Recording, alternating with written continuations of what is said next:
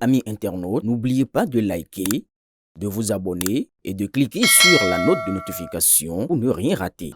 En cet instant où le peuple béninois me confie la charge suprême de conduire notre nation, j'éprouve un sentiment profond de reconnaissance et de gravité.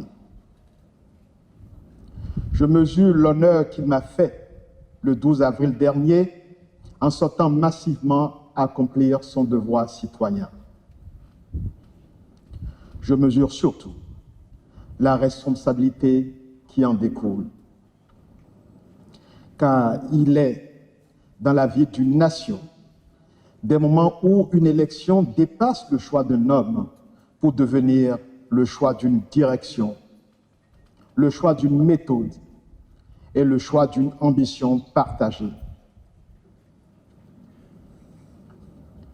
Mes chers compatriotes, au cours des 10 dernières années, le Bénin s'est profondément transformé. Les Béninois ont renoué avec le sentiment de fierté et notre pays a retrouvé le chemin du développement.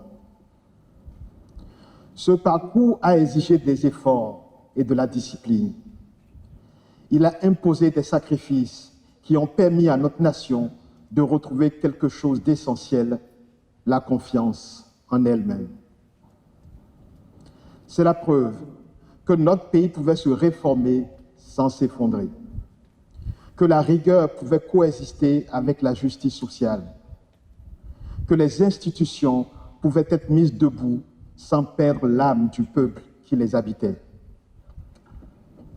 Je veux donc ici rendre hommage au président Patrice Talon qui, avec détermination, avec le courage des décisions difficiles, la constance des bâtisseurs et la capacité rare à penser le Bénin dans le temps long, a rendu cette renaissance possible. Je voudrais aussi rendre hommage à nos pères fondateurs, en particulier aux autres présidents qui se sont succédés à la tête du Bénin depuis l'avènement du renouveau démocratique en 1990. Je veux citer les présidents Nicéphore Dieudonné Soglo, Mathieu Kérékou et Boni Yahi.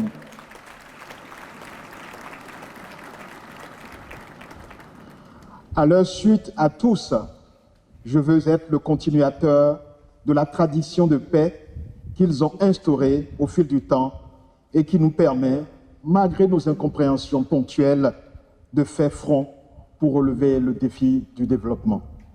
Mes chers compatriotes, après le travail de révélation et de transformation engagé, notre devoir est désormais clair. Faire en sorte que la force retrouvée par notre État se traduise plus profondément dans la vie quotidienne de chaque famille béninoise. Notre économie a progressé, c'est une réalité. Mais nous savons tous qu'une croissance nationale n'a de sens que lorsqu'elle devient visible dans la vie ordinaire des populations. Lorsqu'un jeune trouve une opportunité dans son milieu de vie habituel. Oui, la croissance est encore plus perceptible lorsqu'une mère peut faire soigner son enfant sans craindre le coût des soins.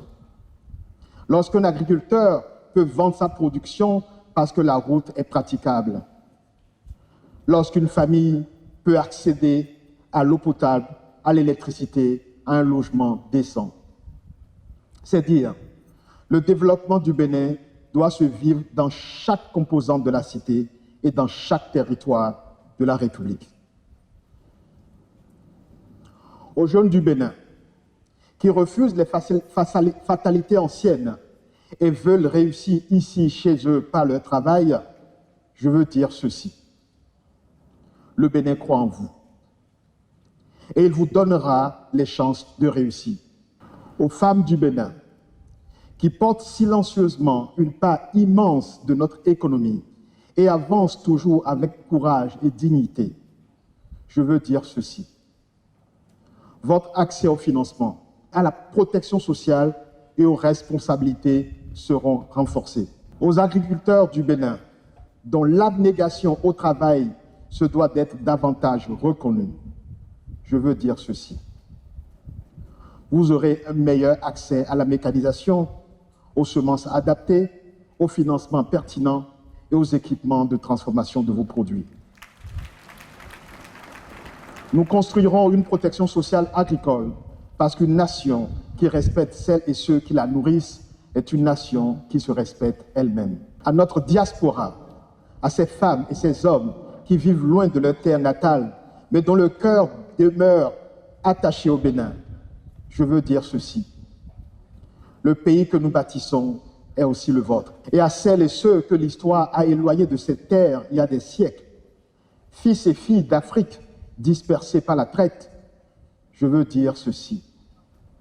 Le Bénin sera toujours là, maison de retour. Notre porte demeure ouverte et notre mémoire fidèle. En prêtant serment devant la nation, je prends aussi un engagement clair, celui d'être le garant de nos institutions, de l'état de droit et des libertés fondamentales. Car la force d'une démocratie se mesure à la confiance que ces institutions inspirent aux citoyens, à la justice de la République qui leur garantit l'équité de ses règles et la protection effective de ses droits. Cela sera d'autant plus important que notre région vit une période de tension grave avec le terrorisme qui progresse. Mais je peux vous rassurer, le Bénin ne cédera ni à la peur ni au relâchement. L'État sera ferme face à tout ce qui menace notre cohésion et notre sécurité. Nous continuerons d'investir dans nos forces de défense et sécurité. Et surtout, nous allons également construire la sécurité par la poursuite du développement des services sociaux de base, l'offre d'opportunités économiques locales et le maintien de la présence effective de l'État partout sur le territoire. Il en sera ainsi, car notre sécurité est notre unité, et notre unité est notre force. Avec nos pays voisins, nous mettrons un accent particulier sur l'approfondissement de la coopération régionale. Le Bénin continuera d'agir pour la stabilité, le dialogue et le respect. À nos pays frères d'Afrique et d'abord à nos voisins de la sous-région, dont je veux saluer ici la présence à nos côtés, tant elle nous réjouit. Je veux renouveler le message de fraternité du peuple béninois. Ma conviction est que, dans une sous-région confrontée au péril terroriste, nous sommes condamnés à travailler ensemble. Je veux donc réitérer la disponibilité du Bénin à agir de concert avec eux pour venir à bout de ce fléau. Je veux leur dire ma conviction qu'ensemble avec eux, nous pouvons bâtir une Afrique puissante en faisant nos propres choix d'orientation. Nos propres choix d'orientation stratégique et surtout en veillant à leurs bonnes exécutions. À nos partenaires internationaux, ceux qui nous soutiennent dans cette démarche, je veux dire que le Bénin demeurera fidèle à ses engagements et attaché à des partenariats fondés sur le respect mutuel, la confiance et l'intérêt partagé. Le Bénin restera ouvert au monde sans jamais s'éloigner de lui-même. Mes chers compatriotes, la tâche qui s'annonce et qui nous incombe collectivement est grande. Je n'ai cependant pas de doute quant à notre capacité à relever le défi. Je suis persuadé que, comme nous l'avons fait ces dernières années, pour hisser le Bénin au niveau où il se trouve actuellement, nous saurons encore nous mobiliser et nul ne sera de trop sur ce chantier pour prolonger notre belle épopée. Je connais les attentes immenses qui accompagnent ce mandat. Je connais aussi les impatiences et parfois les inquiétudes de certains d'entre vous. Je veux prendre devant la nation un engagement simple. Je servirai le Bénin avec intégrité, avec courage et avec constance.